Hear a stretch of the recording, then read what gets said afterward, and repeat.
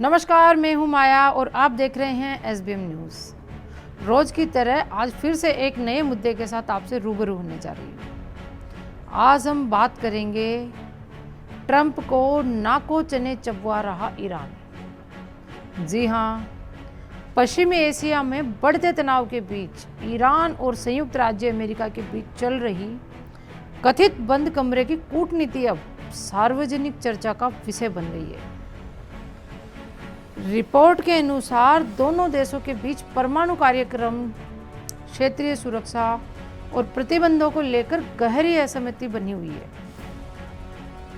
हालिया रिपोर्टों में दावा किया गया है कि अमेरिका ने ईरान के सामने 5 प्रमुख शर्तें रखी है, जबकि ईरान ने भी जवाब में 5 शर्तों का प्रस्ताव दिया है, जिससे वार्ता प्रक्रिया और अधिक जटिल हो गई है। अमेरिका की ओर से बताई गई शर्तों में सबसे प्रमुख मांग ये है कि ईरान अपने लगभग 400 किलोग्राम उच्च संवर्धित यूरेनियम को अंतर्राष्ट्रीय निगरानी या किसी तीसरे पक्ष को सौंप दे। इसके अलावा अमेरिका चाहता है कि ईरान केवल एक परमाणु केंद्र को चालू रखे और बाकी सभी परमाणु सुविधाओं को बंद कर दे। तीसरी शर्त में युद्ध या संघर्ष से हुए किसी भी नुकसान के लिए अमेरिका कोई आर्थिक मुआवजा देने को तैयार नहीं है। चौथी शर्त में विदेशों में फ्रीज की गई ईरानी संपत्तियों का केवल सीमित हिस्सा ही जारी किया जाएगा, जबकि बड़ा हिस्सा रोका रहेगा। इसी क्रम में 5वीं शर्त में बताया गया है कि किसी भी प्रकार का युद्ध विराम तभी लागू होगा जब औपचारिक वार्ता में पर्याप्त प्रगति हो। इसके जवाब में ईरान ने भी कड़ा रुख अपनाते हुए अपनी शर्तें रखी है।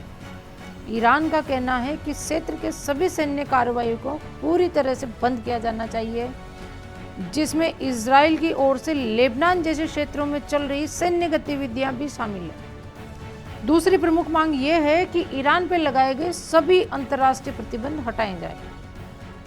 तीसरी शर्त के रूप में ईरान ने विदेशों में जमी उसकी संपत्तियों की पूरी तरह वापस करने की मांग करी है। चौथी मांग में युद्ध में हुए नुकसान की भरपाई से संबंधित और 5वीं सबसे संवेदनशील शर्त में ईरान ने हार्मोज पर अपनी संप्रभुता और नियंत्रण को औपचारिक रूप से मान्यता देने की मांग की है। ईरानी मीडिया का दावा है कि अमेरिका बातचीत के जरिए वह परिणाम हासिल करना चाहता है जो वह सैन्य दबाव से प्राप्त नहीं कर सका। साथ ही यह भी दिखाया गया है कि भले ही कोई समझौता हो जाए, फिर भी क्षेत्रीय सुरक्षा जोखिम पूरी तरह समाप्त नहीं होंगे। ईरान के विदेश मंत्रालय के प्रवक्ता ने अमेरिका और इजराइल पर शांति प्रक्रिया को बाधित करने का आरोप लगाते हुए कहा है कि वर्तमान संकट का मूल कारण उनकी आक्रामक नीतियां हैं।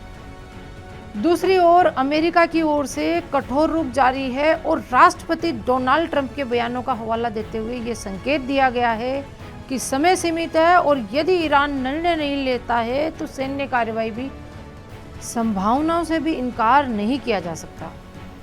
इस बीच ईरान की सेना ने भी चेतावनी दी है कि किसी भी नए हमले की स्थिति में वह पहले से अधिक मजबूत जवाब देगी। वर्तमान स्थिति अत्यंत तनावपूर्ण है और दोनों देशों के बीच विश्वास की भारी कमी दिखाई देती है। यदि यह गतिरोध जारी रहता है तो इसका प्रभाव न केवल क्षेत्रीय स्थिरता पर बल्कि वैश्विक ऊर्जा आपूर्ति, समुद्री व्यापार मार्गों पर भी पड़ सकता है। धन्यवाद।